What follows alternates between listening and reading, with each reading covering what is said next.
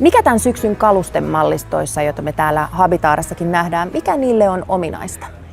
No, tänä vuonna mun mielestä erityisen ominaista ja leimaantavaa näille meidänkin uutuusmalleille on se, että niissä on paljon erilaisia säädettäviä ominaisuuksia. Niitä pystyy räätälöimään ja tavallaan perinteiseen sohvaan ja istuimiin on tuotu monia lisäominaisuuksia tai sanotaan yllätyksiäkin jopa. Että on tällaisia, kuten tässä uutuusmallissa säädettävä selkänoja tai säädettävä käsinoja tai jopa sitten istuimen pehmeyksiin ja syvyyksiin pystytään hyvin pienillä konsteilla vaikuttamaan ja hyvin helposti.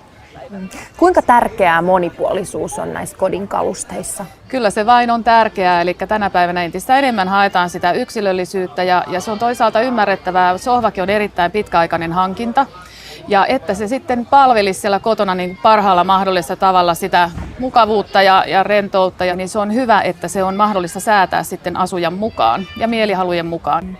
Ekologisuudesta on tullut kauhean tärkeä asia monelle. Kuinka paljon kotimaisuus antaa lisäarvoa kalusteelle? No kyllä se monelle kuluttajalle on kuitenkin tärkeää, että on suomalainen yritys takana ja on Suomessa tehtyjä tuotteita ja tietysti se, että se on pitkäjänteistä, se ylipäätään se yrityksen työ, niin kyllä se vaikuttaa. Siellä se kotimaisuus tai ekologisuus eli ne ympäristöarvot on vain tänä päivänä entistä tärkeämpiä ja meillähän on olemassa ihan täysin tällainen ympäristöarvoihin perustuva luontomallisto. Ja lisäksi muun muassa tänä vuonna meille on nyt myönnetty sitten ympäristösertifikaatti ja tällainen laatusertifikaatti, joka omalta osaltaan kertoo siitä, että näihin asioihin panostetaan paljon.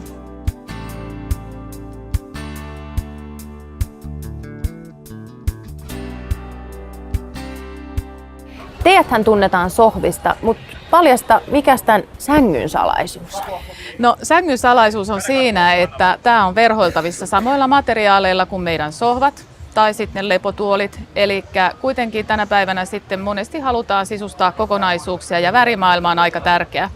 Ja tässä on lisäksi myös sitten tällaisia mukavuuselementtejä, eli selkänojasta saa säätää vähän korkeamman, jolloin siinä voi vaikka istua ja nojata sitten tähän päätyyn tai laittaa sen matalammaksi kääntämällä ja sitten se toimii vähän niin kuin tyynynä.